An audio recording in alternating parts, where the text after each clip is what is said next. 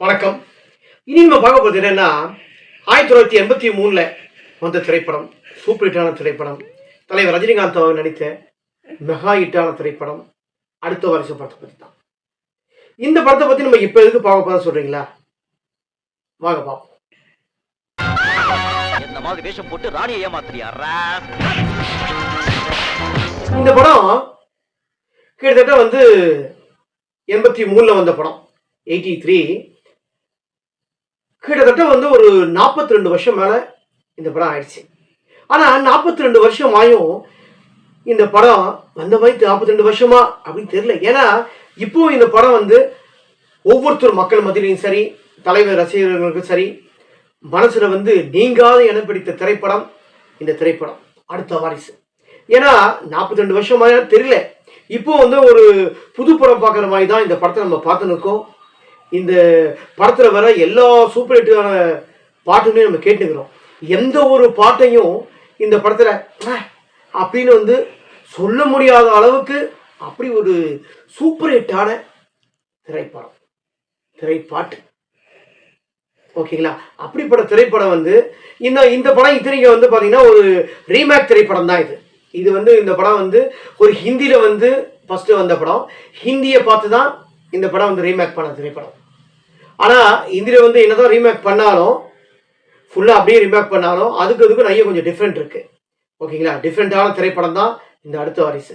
இதில் ரஜினிகாந்த் அவர்கள் பார்த்தீங்கன்னா ரொம்பவே நல்லா பண்ணியிருப்பார். அவர் நடிப்பெல்லாம் நம்ம சொல்லவே முடியாது. இந்த படத்தில் கதாபாத்திரம் ஆரம்பத்தில் ரொம்ப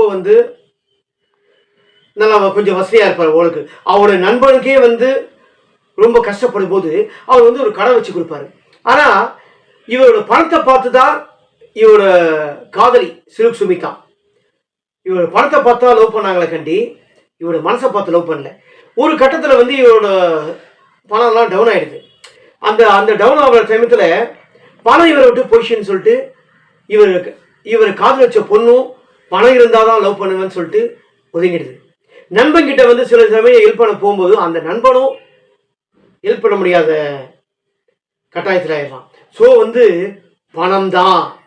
பணம் தான் வாழ்க்கை அப்படின்னு பணம் மட்டுமே தான் ஒரு குறிக்கோள்னு சொல்லிட்டு இந்த கதாபாத்திரத்தில் வாழ்ந்துருக்காரு. அப்படிப்பட்ட ஒரு வாழ்ந்திருக்கும் போது தான் ஒரு சொத்து அடையணும், அதாவது இந்த மகாராணியோட சொத்தை அடையணும்னு சொல்லிட்டு, அப்படிப்பட்ட அந்த சொத்து அடையணும்னு சொல்லிட்டு காத்துனுக்காக கதாநாயகியோட ஸ்ரீதேவி அவங்க சொத்து அடையணும்னு சொல்லி ஒரு கூட்டம் இருக்கு. அதாவது ரவீந்திரன், செந்தாமரை இவங்க மாதிரி ஒரு கூட்டம் அங்கே ஒரு கூட்டம் இதுவாக இருக்கும். அப்படிப்பட்ட ஒரு கூட்டத்தில் அந்த குழந்தை ஆரம்பத்திலே மிஸ் ஆகிடும். அது மிஸ் ஆகி அது குளத்துல வந்துடும். எல்லாரும் நினச்சிருப்பாங்க செத்து போயிட்டாங்கன்னு. ஆனால் சாவலை. அவங்க ஒரு நாடோடி கூட்டத்தில் இருக்கு. அப்படிப்பட்ட கேரக்டர் அந்த கேரக்டர். அதாவது அந்த சொத்து அடையணும்னா கதாநாயகி வரணும். ஸோ அந்த சொத்துக்கு ராணியே கதாநாயகி தான் அப்படின்னு தெரியாமையே அவங்கள கூட்டு ஒரு பணத்துக்காக தலைவர் ரஜினிகாந்த் அவர்கள் அந்த கூட்டத்தில் சேர்க்கிறாரு. இதுக்கப்புறம் என்ன நடந்தது இந்த படத்தை பற்றி நான் சொல்லணும் அவசியம் இல்லை. ரொம்பவே நல்லா வந்திருக்கும். இப்படிப்பட்ட திரைப்படம் இப்போ இருக்க 2K கிட்ஸ்லாம் பார்த்துருப்பாங்கன்னா எனக்கு தெரியாது. ஏன்னா இப்படிப்பட்ட திரைப்படம்லாம் கொஞ்சம் ரீமேக் பண்ணி ஒரு டிடிஎஸ் நல்லா பண்ணி நம்ம அந்த 70mm பார்க்கும்போது இந்த படம் ரொம்ப நல்லா இருக்கும். ஏன்னா எந்த ஒரு லைட் மியூசிக் எடுத்தாலும் சரி, எந்த ஒரு கச்சேரி ப்ரோக்ராம் பண்ணாலும் சரி, அந்த ஆசை 100 வகை சாங்கை யாராக இருந்தாலும் அதை பாடாத ஆளே இருக்க மாட்டாங்க. அப்படிப்பட்ட சாங் அது. ஆசை 100 வகை, பேசக்கூடாது, என்னையா சொல்லு, இது மாதிரி சொல்லும்படியான சாங் நிறைய இந்த படத்தில் இருக்கு. அதான் சொல்லணும், எந்த பாட்டுமே இல்லாத அளவுக்கு. ஒரு 42 வருஷம் ஆயும் இந்த படம் நம்ம மனசுல இன்னும் இடம் பிடிச்சுனே இது பார்த்தா அதுதான் இளையராஜாவோட சாங்கும் சரி, தலைவர் ரஜினிகாந்த் அவர்கள் படமும் சரி. வேற யாராவது நடிச்சிருந்தாங்கன்னா நம்ம மனசுல கண்டிப்பா நின்று இருக்காது. இது கண்டிப்பா ரஜினிகாந்த் அவர் நடிச்ச தொட்டு தான் இந்த படம் நம்ம மனசுல இப்போ பேசிட்டே இருக்கிறாங்க. இப்படிப்பட்ட அடுத்த வாரிசு நமக்கு ரீமேக் ஆகி வரணும்ட்டு தனிப்பட்ட முறையில் கருத்து நான் காத்து நிற்கும். இந்த படத்தில் நடிச்ச நடிகர்கள்லாம் உங்களுக்கு தெரியும். ரஜினிகாந்த் அவர்கள், செந்தாமரை, ரவீந்திரன், வி.கே. ராமசாமி, கௌரவ தோட்டத்தில் ஜெய்சங்கர், ஸ்ரீதேவி, சிலுக் சுமிதா.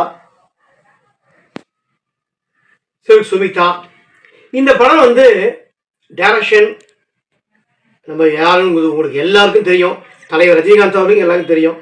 ஓகேங்களா? எஸ்பி முத்துராமன். இந்த படத்தோட இசை ஞானி இளையராஜா. அதே மாதிரி இந்த படத்தோட தயாரிப்பு டோரகேஷ். ஓகேங்களா? ஸோ இந்த படம் 42 வருஷம் ஆகி இந்த படம் நம்ம மனசில் நீங்காத இடம் பிடிச்சிருக்கு. தலைவர் ரஜினிகாந்த் அவர் நடித்த மெகா ஹிட்டான திரைப்படம் அடுத்த வாரிசு ரீமேக்காக காத்து நிற்கும். நண்பர்களே, இந்த காணொலி ரொம்ப பிடிச்சிருந்தேன்னா மறக்காமல் கல்லாப்பட்டி தமிழ் யூடியூப் சேனலை மறக்காமல் பதிவு பண்ணுங்கள், கமெண்ட் பண்ணுங்கள், லைக் பண்ணுங்கள், ஷேர் பண்ணுங்கள்.